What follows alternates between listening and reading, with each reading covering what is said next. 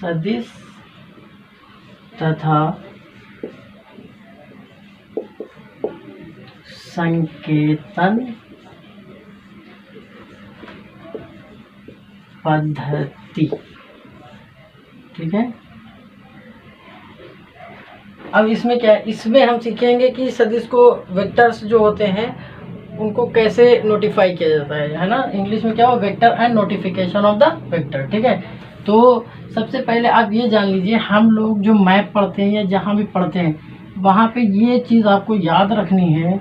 एक ऐसे आपको सिंबल मैप पे मिलेगा हमेशा, और यहाँ लिखा होगा एन। ठीक है, एन का मतलब है नॉर्थ, नॉर्थ का मतलब है उत्तर दिशा। ठीक है, एन का मतलब क्या है, उत्तर दिशा। ठीक है, नॉर्थ की तरफ जब आप मूव करते हैं, ठीक है, फेस अपना नॉर्थ की तरफ कर लीजिएगा, तो आपका ये जो सीधा हाथ होता है, ठीक है, ये ईस्ट को दिखाता है। किस चीज़ को दिखाएगा, ईस्ट को दिखाएगा। ठीक है, ईस्ट का मतलब पूर्व का दिखाएगा। ठीक है, ये पूर्व हो गया। ठीक है, पूरब इस साइड पे हो गया। अब जब दो पता चल गए तो जाहिर सी बात है ईस्ट के अपोजिट क्या होता है, पश्चिम होता है। ठीक है, ये पश्चिम इधर साइड हो गया। ठीक है, मतलब वेस्ट हो गया ये। ठीक है, नॉर्थ ऊपर है तो जाहिर सी बात है साउथ नीचे होगा, दक्षिण जो होगा वो नीचे के साइड पे आपको मिलने वाला है। तो ये क्या है, एक नोटिफिकेशन है। ठीक है, कि इसी के आधार पे हम चलेंगे, अपना रुख हम एन की तरफ करेंगे, सारी दिशाएं हमारी क्लियर हो जाएंगी। ठीक है, अब बात करते हैं वेक्टर की, सदिश की बात करते हैं। ठीक है, तो ये एक हमने जो एरो लिया, ये एक हमने बनाया एरो। ठीक है, तो इसमें दो पार्ट है। ठीक है, आप देख सकते हैं, एक ये हेड है, ये जिसको हम शीर्ष बोलते हैं। ठीक है, इंग्लिश में हम इसको हेड कहते हैं। ठीक है, ये पार्ट टेल कहलाता है, पूंछ कहलाता है। ठीक है, पूंछ जिसको हम टेल बोलते हैं। ठीक है, ये जो इसका यहाँ से लेकर के यहाँ के बीच का गैप है, इसको कहते हैं परिणाम। ये इसका परिमाण कहलाता है, मैग्नीट्यूड कहलाता है। ठीक है, मैग्नीट्यूड। ठीक है, ये यहाँ से लेकर के यहाँ के बीच का जो है इतना, ये जो इसकी लेंथ होती है, ठीक है, जो इसकी लंबाई होती है, वो इसके मैग्नीट्यूड को व्यक्त करती है। ठीक है, अब मान लीजिए बहुत बड़ा है तो हमने क्या किया, इसको छोटे छोटे पार्ट में 1 यूनिट, 2 यूनिट, 3 यूनिट और यहाँ तक मिला के 4 यूनिट में डिवाइड कर दिया। तो ये 4 मात्रक हमारा कहलाएगा। इसका मैग्नीट्यूड कितना कहलाएगा, 4 मात्रक कहलाएगा। दिशा देखा जाए तो इसको ला के यहाँ पे रखेंगे तो हमको दिख रहा है नॉर्थ और ईस्ट के बीच में ऐसे जा रहा है, तो ये नॉर्थ ईस्ट कहलाएगा दिशा। ठीक है, उत्तर दक्षिण दिशा में ये 4 यूनिट का वेक्टर है। ठीक है, तो ये होता है सदिश तथा संकेतन पद्धति। ठीक है, तो किसी भी वेक्टर को हम इस टाइप से ग्राफी तरीके से रिप्रेजेंट करते हैं। अब बात करते हैं कि इसको जब हम लिखेंगे अपनी कॉपी में, तो लिखने का क्या तरीका है। तो ये मान लीजिए आपका एक वेक्टर सदिश ए था, तो इस वेक्टर को, ठीक है, हम पढ़ेंगे सदिश, अब मान लीजिए इसका नाम था A B C D E F G कुछ भी है, तो इस टाइप से सदिश ए पढ़ा जाता है। और जब अपनी कॉपी में लिखते हैं इसको शॉर्ट फॉर्म में ए बना के इसके ऊपर क्या कर देते हैं, एक एरो का यूज करते हैं। ठीक है, तो ये क्या हो गया, इसका निरूपण हो गया। ठीक है, सदिश ए, ये क्या हो गया, निरूपण। हम अपनी कॉपी में इस प्रकार से लिखते हैं, इस प्रकार से निरूपित करते हैं। ठीक है, ये एरो जो है ये स्पेसिफाई करता है कि ये एक सदिश राशि है।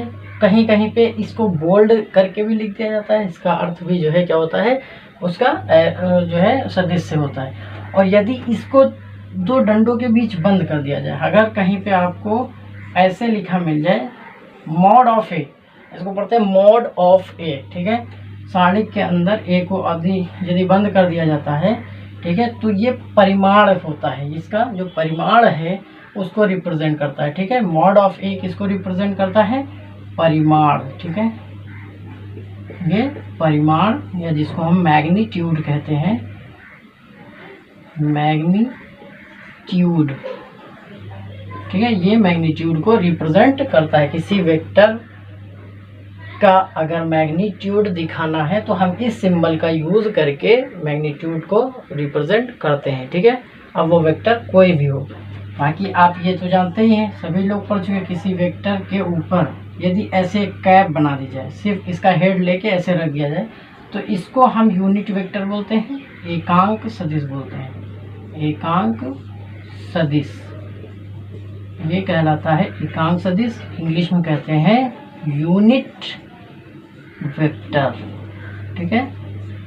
तो ये तीनों चीज़ें इंपॉर्टेंट है। सदिश ए मतलब इस टाइप से लिखा जाएगा, मैग्नीट्यूड ऑफ ए परिमाण लिखना है ए का, तो हम दो सारणिक के अंदर वेक्टर ए को बंद कर देंगे तो वो परिमाण को बताता है। यदि सदिश के ऊपर कैप लगा दिया, ए के ऊपर आपने कैप लगा दिया, तो वो एकांक सदिश को निरूपित करता है, ये आपका एकांक सदिश कहलाता है, ठीक है। तो और जो आपकी अदिश राशियाँ होती हैं उन पे ये एरो या उनको बॉन्ड के अंदर या उनके ऊपर ये लगाने की कोई आवश्यकता नहीं होती है। और परिमाण का एक और भी मतलब होता है कि यदि किसी नंबर के आगे ये दो लाइनें लगा दी गई हैं, परिणाम सारणिक का निशान लगा दिया गया है, तो उनका जो आंसर है वो हमेशा पॉजिटिव काउंट होता है, नेगेटिव काउंट नहीं होता। जैसे माइनस एरिया मान लीजिए आ गया -5 मीटर स्क्वायर, तो माइनस से मतलब नहीं है, जब मॉड लगा लिया है एरिया तो आप जो है 5 मीटर स्क्वायर उसका क्षेत्रफल बताएंगे, समझ गया। तो ये परिमाण को व्यक्त करता है कि उसकी वैल्यू कितनी है, ठीक है। तो आई होप ये पूरा आपको बहुत अच्छे से समझ में आ गया होगा, ठीक है। अब नेक्स्ट आगे की तरफ बढ़ते हैं हम लोग, नेक्स्ट देखेंगे कि हमारा अगला टॉपिक क्या है, उसकी तरफ चलते हैं, ठीक है।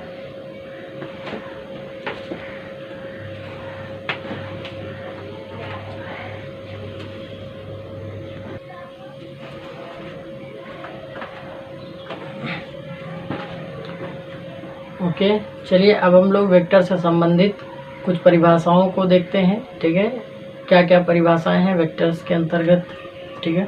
तो सबसे पहला हमारा है समान वेक्टर पे हम लोग चर्चा करते हैं। समान वेक्टर से क्या मतलब है, जरा इसको हम लोग ध्यान से देखते हैं, ठीक है।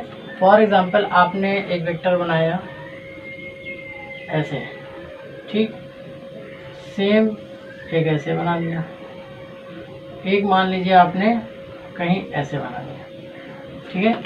तो ये मान लीजिए सदिश ए है आपका, ये सदिश बी है आपका, ये सदिश सी है आपका, ठीक है।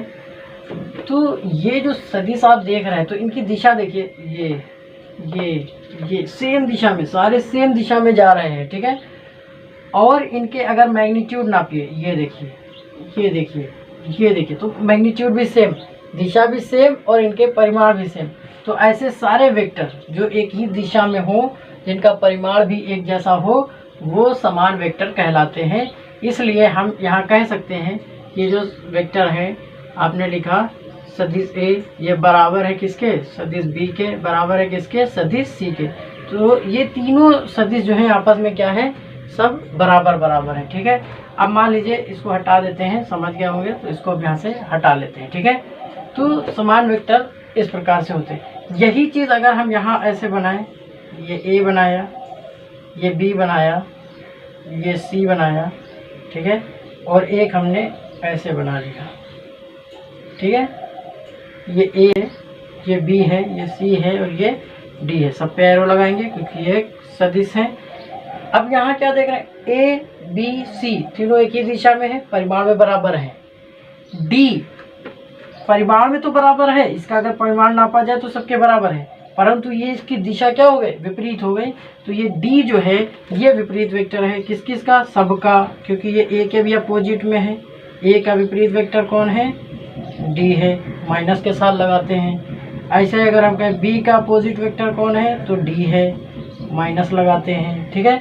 तो इस प्रकार से अगर हम कहें कि सी का अपोजिट वेक्टर कौन है ना, तो सी का भी अपोजिट वेक्टर डी है, ठीक है। तो माइनस साइन अपोजिट वेक्टर को रिप्रेजेंट करता है। किसी भी सदिश का विपरीत लिख देना है तो बस क्या करना है, या उस वेक्टर को पलट दीजिए, माइनस साइन लगा लीजिए, आपका वेक्टर पहले वाले के बराबर हो जाएगा, ठीक है। तो विपरीत वेक्टर वे वेक्टर होते हैं जो मैग्नीट्यूड में समान होते हैं परंतु दिशा में विपरीत होते हैं। समान वेक्टर वे वेक्टर होते हैं जो की दिशाएं और उनके मैग्नीट्यूड, उनके परिमाण हमेशा समान होते हैं उनको हम लोग क्या कहते हैं, समान वेक्टर कहते हैं। अब जो सबसे इम्पोर्टेंट है एकांक सदिश, इस पे बहुत ध्यान देने की आवश्यकता है, बहुत यूज़ होता है। एकांक सदिश का यूज़ किसी भी सदिश की दिशा के लिए होता है। मान लीजिए किसी आपने एक कहा कि एक क्षेत्रफल है, उसके वेक्टर्स दे दिए गए, बताओ क्षेत्रफल की दिशा क्या होगी। तो अगर उसने सिर्फ क्षेत्रफल की दिशा ज्ञात करने के लिए आपसे कहा है तो इसका मतलब आपको एकांक सदिश बताना है, या आपको सदिश पता है, ठीक है, परिमाण पता है, तो उसकी दिशा ज्ञात करना है तो एकांक सदिश से गुणा करके निकालना पड़ता है। तो उन सबसे पहले बात आती है कि एकांक सदिश निकाला कैसे है, इसका रिप्रेजेंटेशन क्या है, इसकी परिभाषा क्या है, ठीक है। तो फॉर एग्जांपल ए सदिश की बात करते हैं, ठीक है। यदि हमारे पास कोई सदिश दिया है, सदिश ए, ठीक है, तो जो एकांक सदिश होता है, ठीक है, एकांक सदिश